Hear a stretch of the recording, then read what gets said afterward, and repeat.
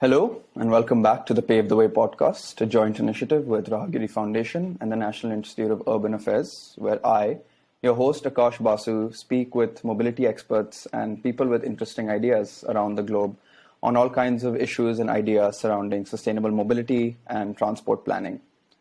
On today's episode, I will have the pleasure of speaking with, and you will have the pleasure of hearing from, the CEO and co-founder of Safetipin, Kalpana Viswanath.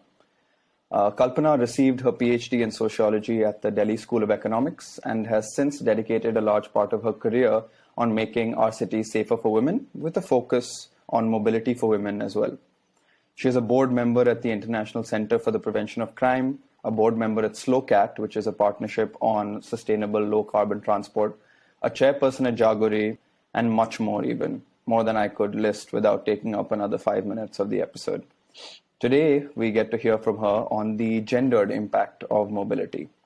So, without further ado, allow me to introduce the guest for this episode. How are you, Kalpana? Hi, Akash. Nice to be here.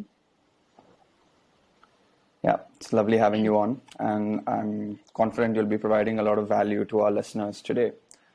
Let's start with your organization, Safetipin. Could you tell us a little more about the work that you do? Yeah, thank you. So Safetipin is a social enterprise that is working towards building safer and inclusive public spaces, mobility, and cities with a focus on women and those who are normally excluded and not at the table when cities and mobility is being planned. We are a tech company. We have several technology tools that we use to collect data because we believe that evidence and data are crucial to getting policymakers and others to relook at the way that cities are designed and planned. So our focus is on data. We use technology as an enabler for that and work with a range of urban stakeholders, local governments, civil society organizations, as well as community groups to help them use this data in order to bring about changes and interventions that make our cities and our public spaces safer, more accessible, inclusive, and responsive to the needs of those who are normally excluded. We work in several cities around the world, in India as well as globally. That's very interesting. So is mobility, when it comes to women, one of the bigger issues to tackle when looking into this? Absolutely. Mobility, what does the right to the city mean? It actually means the ability to move around and access opportunities. Right? What is it the city offers us? It offers us the right, the opportunities for education, for employment, for leisure, for sport, for communication, friendship. All of this requires the ability to move around. So transport actually is central. It's the core of being part of a city, being a citizen of any city. Having said that, we know that there is enough evidence to show that women are not, as free to move around in cities, not just in India, but globally as well. So certainly for our work, for any work on the right to the city, the right to mobility is central. So I was reading a World Bank article on this, and I think the title was that transport is not gender neutral. There are different needs, there are different patterns, and it's just not as safe or as accessible for men, women, all genders. So could you elaborate on what that means exactly? What are the challenges when it comes to providing safe and accessible transport for women? So I think I'd like to start by saying that traditionally the transport sector has designed both the hardware, that is vehicles and other things, as well as the planning of transport for an able-bodied heterosexual male. Right? So the entire way that transport has been planned, so you have something what is known as the rush hour. So we are expecting that people leave in the morning, come back in the evening. And they're able to, for example, maybe reach a bus stop or a metro station. They're able to be out the entire day at a workplace and come back. Who are we excluding in all this? We are excluding women for sure. We're excluding people who are not uh, fully able-bodied. We are excluding people who are older. We are excluding young people. So there's a range of people who are not the sort of the user, as we call when we do transport planning. Of course, that is changing, and I think the pressure from the fact that different groups have been excluded is pushing the sector to change. So whether it's the rush hour, which clearly is clearly made for men. I mean, only men move in that way because you're presuming that there's somebody else who's doing all the care work in the house, that you can be out from morning to night. Secondly, even the design of vehicles. So, in a metro or a bus, for women, actually, when we go and we try and hold that thing at the top of the bus, it is actually just a little bit higher and not as comfortable. So it's actually designed for an average height male. Similarly, with airbags, they're designed for a certain body type. So I think the bias towards the user of transport is a very deep bias. And therefore, a lot of steps need to be taken to actually address that. Of course, there are many, today there's research showing that women especially use the city differently. For example, and to say that when you say transport and mobility are not gender neutral, what is it that's different? One is women tend to travel not only in peak hours, but often in non-peak hours as well.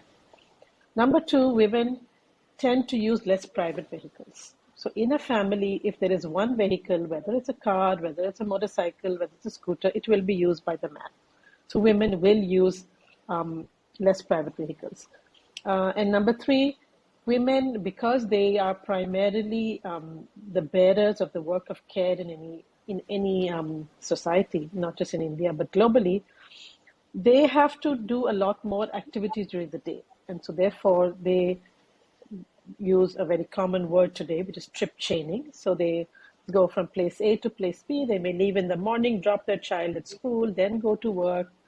On the way back in the afternoon, pick up their child, go to the supermarket, pick up something in the evening, take an elderly family member to the park, to the doctor. So the work of care entails a lot more activity during the day. So these three broad areas of non-peak travel, less private vehicles, and trip chaining are quite defining of the way that women access the city.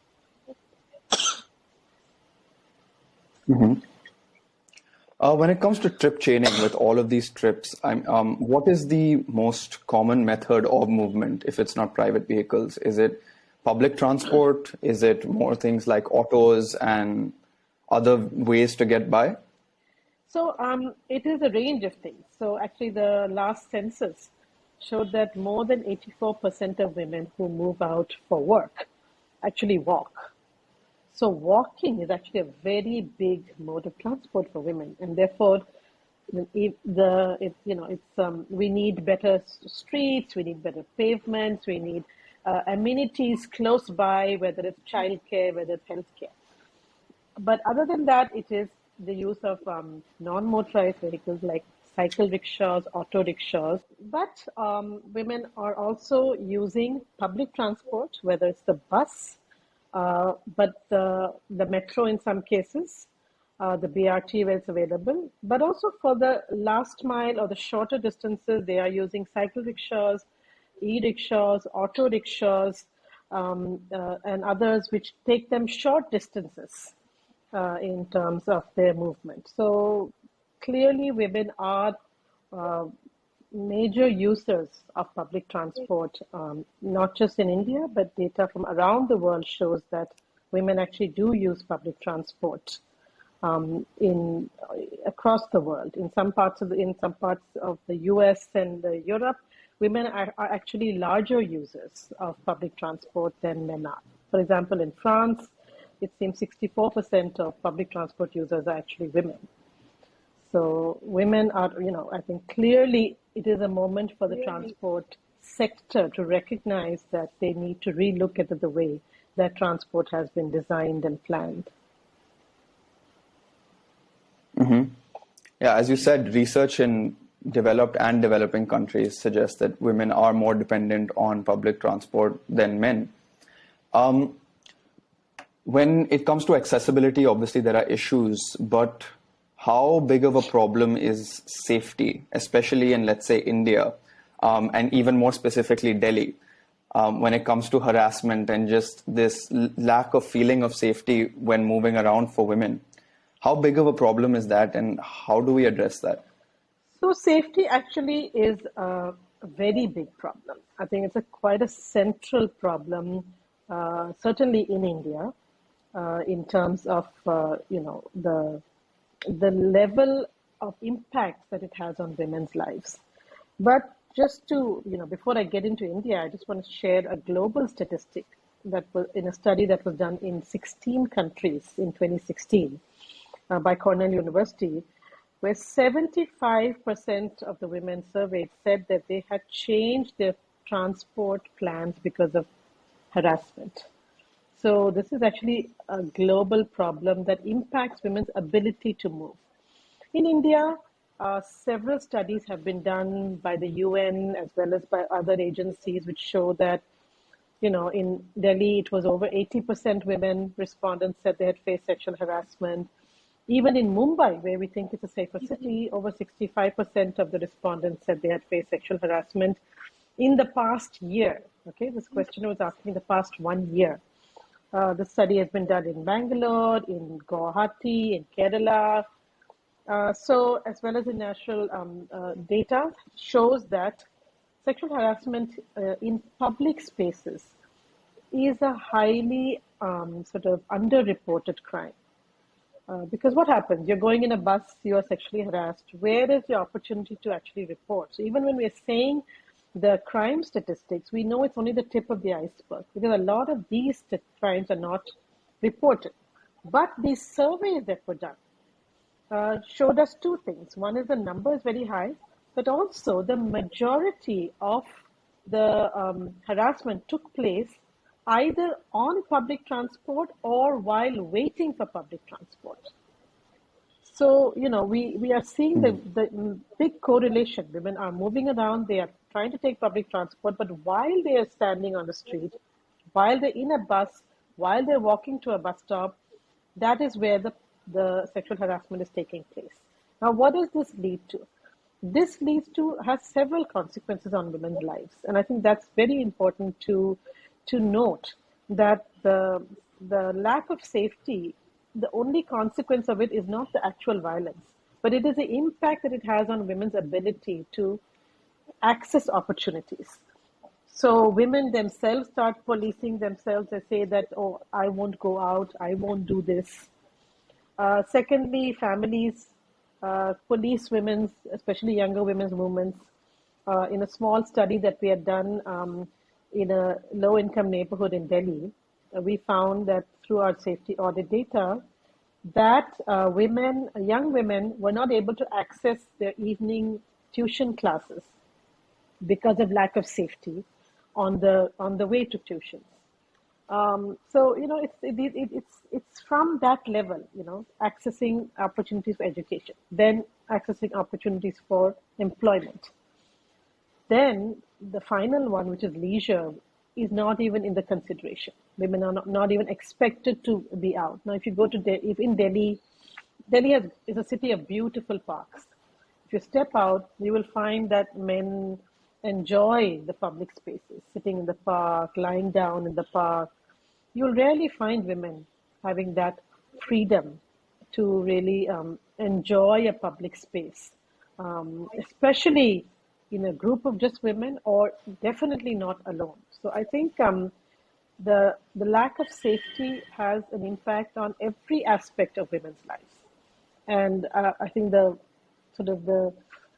final the statistic which is really disturbing is showing us that the women's female labor force participation in India is going down, and there is now evidence to show that lack of safety is one of the elements that is having an impact. on women's freedom and confidence to go out and access whatever the city can offer them. At Ragiri, when we look at lack of road safety, part of the problem we identify is that, or what people think anyways, is it's driver attitudes that need to be changed. A lot of the reasons why people die is overspeeding or drunk driving. But what we've noticed is that isn't the solution. The solution is to make our roads safer by design and to make sure that the engineering is correct and these accidents will take place to a much lesser extent. When it comes to harassment, it seems like something where education or trying to change the attitudes of those harassing seems like a solution. But is that how do we go about solving the problem of women feeling unsafe due to harassment in public spaces and public transport? See, it's a very complex problem, and there is no magic bullet solution. So we have to, as I always say, to do the hard work and the deep dive work. So certainly, it is an issue of social and cultural norms we have to address, right? So we have to look at what are the social norms in societies which permit and which allow men to feel that they have the right to harass women. So that's a big one. So in changing social norms, we have to look into families. We have to look at our education system. We have to look at media. We have to look at films. I mean, for many, many years, a very sort of popular trope in Bollywood was, the hero sort of stalking, following the woman until she said yes. So this promotes an idea that when women say no, they actually mean yes. I think this is something we have to challenge, that stalking and just continuously following a woman is a crime. It's not a way of expressing your love. It's not a way of courtship. And I think that has to change. So I think that's one big one that we need to look at. But social and cultural norms take time to change. And we cannot wait for social cultural norms to change before we begin to access a city. And therefore, there are many other stakeholders who can play a role. So like you said, in road safety, the design of the street can be changed. Similarly, in addressing women's sort of lower access and fear of harassment, the transport sector can do many things. Number one, globally, less than 10% of the transport sector has women. So I think just gendering the transport sector is a big issue. You get more women's perspectives, whether they are in the management or whether they are bus drivers, whether they are taxi drivers, whether they're school bus drivers, conductors, auto drivers. So I think just gendering the entire spectrum, there are some interesting initiatives. In Delhi, there is the women's taxi service, Sakha cabs. I know in Kerala, they even have taken the effort to have people from the third gender in the metro stations and as metro drivers. So number one, the sector needs to be diversified, right?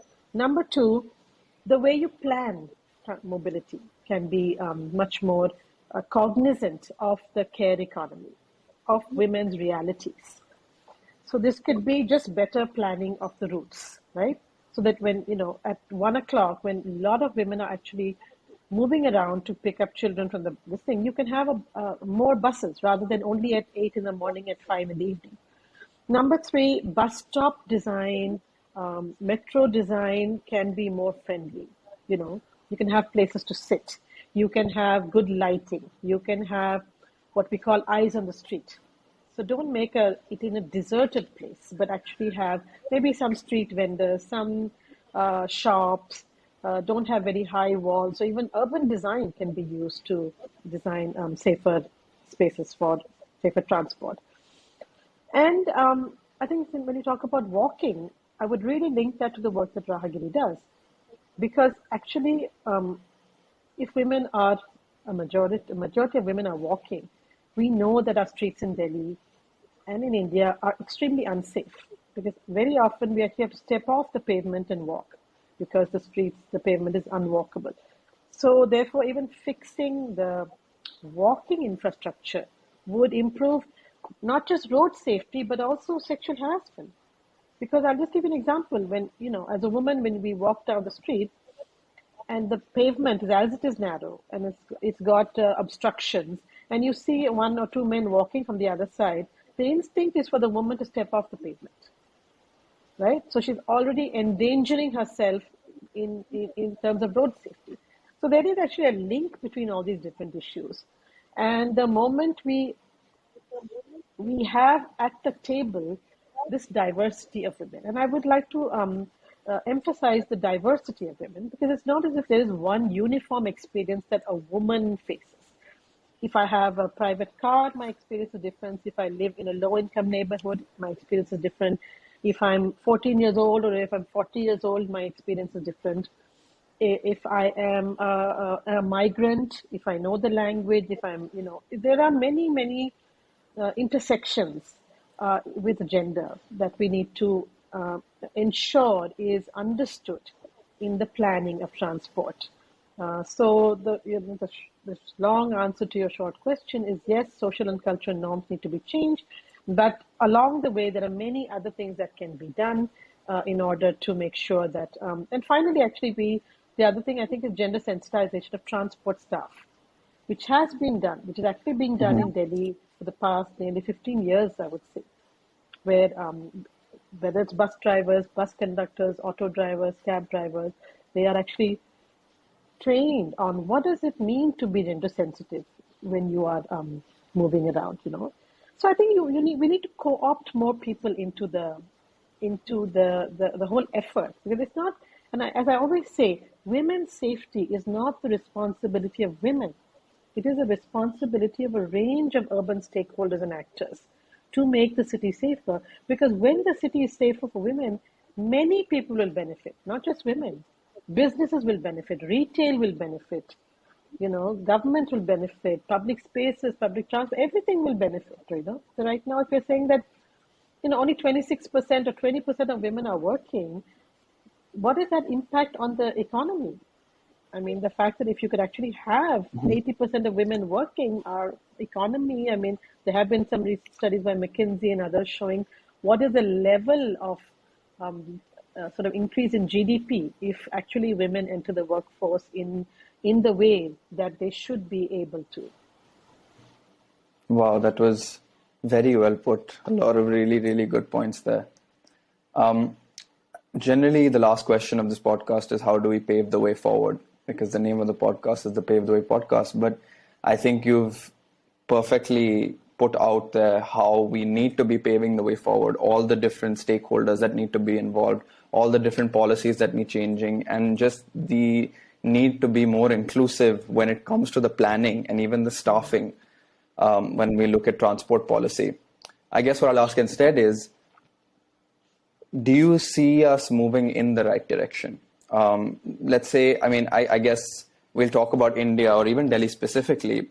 In 5 or 10 years, do you see this city, our cities, being much safer for women? So, I am an optimist, which is why I do the work that I do. Because I do believe that we can change things. I do believe that it can be made a better place.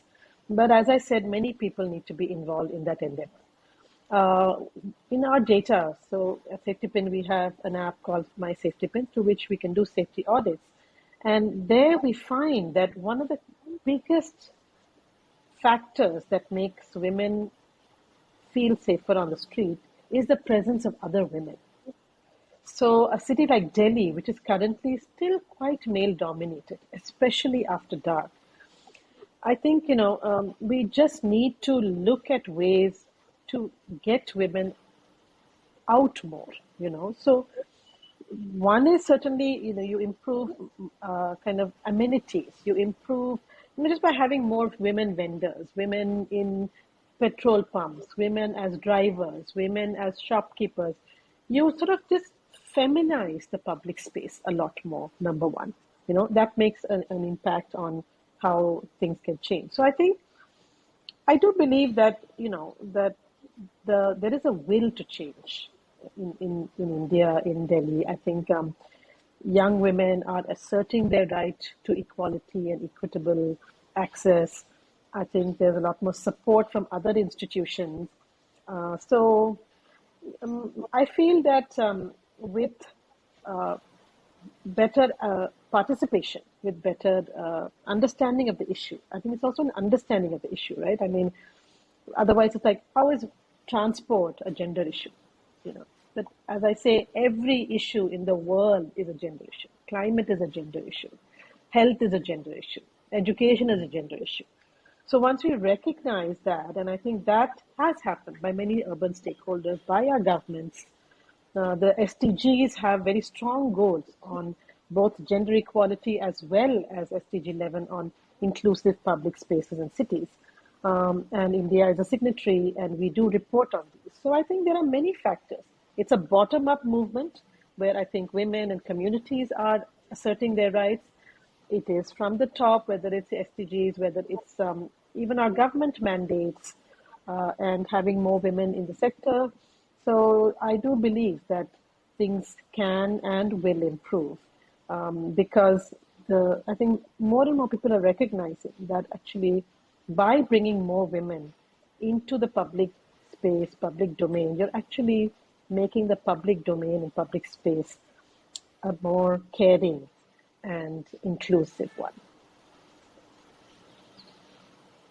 That was very well put. I think how you explained it is that it's an intricate process towards improvement, towards development in the issue of women's safety. Similarly, in the case of street safety, I mean, for all users or just making our streets safer, you need major stakeholders. I mean, you need stakeholders bottom up, top down, all over the place, and it'll be slow, it'll be gradual, but with proper investment and recognition of the problem and understanding of the solution, we can really.